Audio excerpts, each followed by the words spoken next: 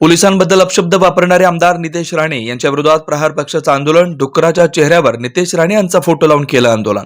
अकोल्यातील सभेमध्ये पोलिसांबद्दल अपशब्द वापरणारे भाजप आमदार नितेश राणे यांच्या विरोधातील सोलापुरातील 7 रस्ता येथे प्रहार जनशक्ती पक्षाच्या वतीनं आंदोलन करण्यात आलं. हातगाडीत डुक्कर आणून त्याच्या तोंडावर निलेश राणे यांचा फोटो ठेवून प्रहार पक्षाच्या कार्यकर्त्यांनी घोषणाबाजी करत आंदोलन केलं.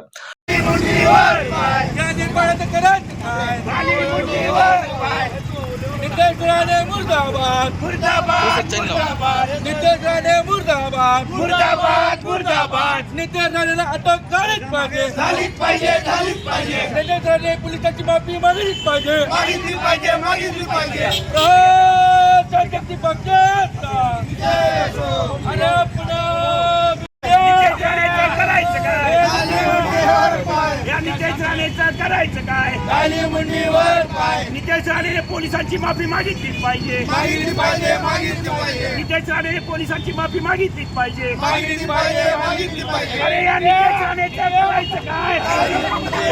अरे या नितेश राणेचं करायचं काय? अरे या नितेश राणेचं करायचं काय? अरे या नितेश राणेचं करायचं काय?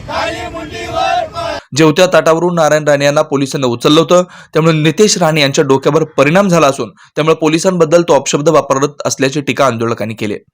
पोलिसांनी फक्त रेकॉर्डिंग करून आपल्या बायकोला दाखवण्यात यावं असं त्याचं वक्तव्य आहे. त्या वक्तव्याचा जाहीर निषेध करतो प्रहार जनशक्ती पक्ष शेतकरी संघटनेच्या कडून. अशा लोकांना ठेचून काढण्यात यावं. गृहमंत्री साहेबांना, देवेंद्र फडणवीसांना विनंती करतो. देवेंद्र फडणवीस साहेब, बीजेपीची प्रतिमा अशा लोकांना घेतल्यामुळं मलिन होत आहे.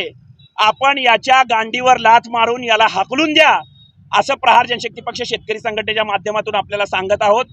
वेळोवेळी पोलिसांचा अवमान करणे, हेच पोलीस जर तुझ्या मागं पुढं नसले तर तू सोलापुरात काय कुठे महाराष्ट्र राज्यात फिरू शकत नाही, हे त्यांना जाणीव करून द्या. आणि जेवणाच्या ताटावरनं त्यांच्या वडिलाला उचलल्यामुळं नितेश राणे पोलिसांच्या मागं लागलेत असं मला म्हणायचं आहे. पण लक्षात ठेव, पोलिसाची काठी कुठलंही जात धर्म काही न बघता प्रत्येकाच्या गांडीवर किंवा अंगावर पडत असतं, हे फक्त लक्षात ठेव. आज तू सत्तेच्या माझामुळं बोलत आहेत, उद्या सत्ता गेल्यानंतर 100% पोलीस काय आहेत हे तुला दाखवून देतील आणि प्रहार जनशक्ती पक्ष सुद्धा तुला दाखवून देईल. या माध्यमातून सांगू इच्छितो. धन्यवाद.